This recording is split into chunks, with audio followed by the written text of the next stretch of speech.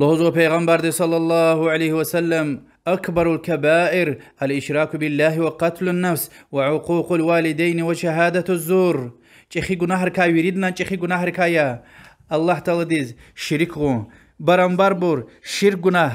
إنسان يانقين فرق وش مسلمان وياكي غير مسلمان ديدب ديز آسيكو متيرتكو وباطل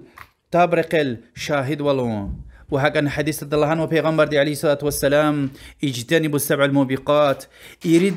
يريد هلكس ويقناه دكا يرغلخوخ وامن الله تلدي الشريكو سحر يا الله تلدي حرمان وإنسان يانقين يا أنجاخ وشين حقنا لدي ريباني يتيم دي مالتوين وغزاوة باشتامشا للدلاء القرن قهاتون وباك مشي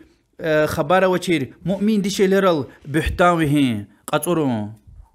الله دي سلامت رأيين گناه ركاه هلك زوي خان وطا توبة ونكان زوا.